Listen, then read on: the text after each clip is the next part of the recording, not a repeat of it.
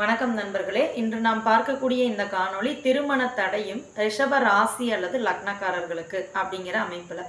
இது எதுக்காக இந்த காணொளி இன்னைக்கு கொடுக்கப்பட்டது அப்படின்னா, நம்ம கிட்ட ஹாரஸ்கோப் பார்த்த ஒரு நபருக்கு திருமண தோல்வி அடைஞ்சிருக்கு. அப்போ அதுக்கு என்ன காரணம் அப்படிங்கிறத ஆராயும் பொழுது அதுக்கு அடிப்படை காரணமே இதுதான் அப்படிங்கிறதுனால இதை புரிதல் வேணும் அப்படிங்கிறதுக்காக இந்த காணொளி கொடுக்கப்பட்டிருக்கு. அதாவது ரிஷபத்தில் கார்த்திகை நட்சத்திரம் இருக்குது இல்லைங்களா, அதே போல் மிருகசீரிச நட்சத்திரமும் இருக்குது. இந்த நட்சத்திரங்களில் முதல்ல கார்த்திகை நட்சத்திரத்தை எடுத்துக்கலாம்.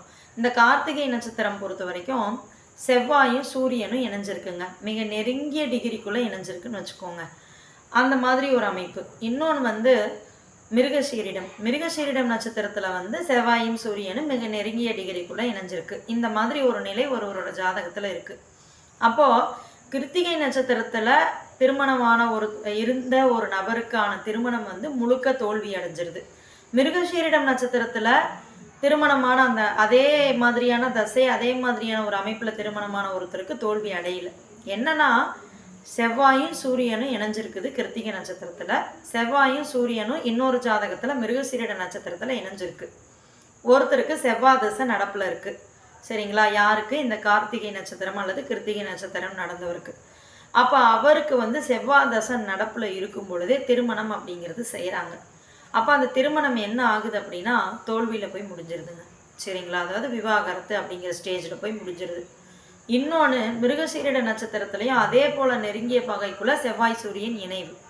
அப்போ இந்த இடத்துல செவ்வாய் சூரியனை நோக்கி மிக நெருங்கி போகிறதுனால ரெண்டு இடத்துலையுமே அஸ்தமனம் என்ற நிலையைத்தான் செவ்வாய் அடைந்திருக்கிறாரு. ஆனால் ஏன் மிருகசீரிட நட்சத்திரத்தில் திருமணமான செவ்வாய் திசையிலேயே மிருகசீரிட நட்சத்திரத்தில் இணைப்பு இருக்கிற ஒருவருக்கு திருமணம் தோல்வியில் முடியல? சிறிய பிரச்சனைகள் அந்த பிரச்சனைகள் சரியாகி அவங்க சேர்ந்து வாழ்கிறாங்க. அப்போ இதுக்கு என்ன காரணம் அப்படின்னு சொல்லி பார்த்தீங்க அப்படின்னா, நல்லா நம்ம புரிஞ்சுக்கணும். மிருகசீரிடம் செவ்வாயினுடைய சுய நட்சத்திரம். அவருடைய சுய நட்சத்திரத்தில் செவ்வாய் சூரியனை நோக்கி மிக நெருங்கிய வகைக்குள் அஸ்தமனம் அடைந்திருந்தாலும் கூட அவர் இழந்த பலத்தை திரும்ப பெற்று விடுவார். அதனால் அவருடைய அஸ்தமனமான செவ்வாயினுடைய தசையிலேயே திருமணம் நடந்தாலும் அந்த திருமணம் தோல்வி அடையாது.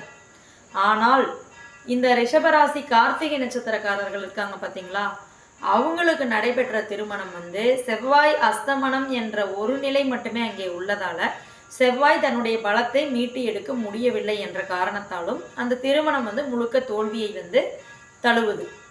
ஆக இந்த ஒரு காணொளி வாயிலாக நாம் புரிந்து கொண்ட கருத்து என்னவென்றால், செவ்வாயோ சூரியனோ இணைந்து மிக நெருங்கிய பாகைக்குள் தசை நடத்தும் பொழுது அந்த செவ்வாய் அஸ்தமனம் என்ற நிலையில் இருந்தார் என்றால் அவருடைய தசை வரும் பொழுது திருமணத்தை தவிர்க்க வேண்டும். சரிங்களா? இது ஒரு உதாரணமாக நம்ம ரிஷபராசிக்கு மட்டும் சொல்லியிருக்கிறோம். பிற ராசிகளுக்கும் பிற லக்னங்களுக்கும் கூட இதே விஷயம் பொருந்தும் என்பதை நாம் புரிந்து கொள்ள வேண்டும். ஸோ இவ்வளவுதாங்க. நன்றி நண்பர்களே.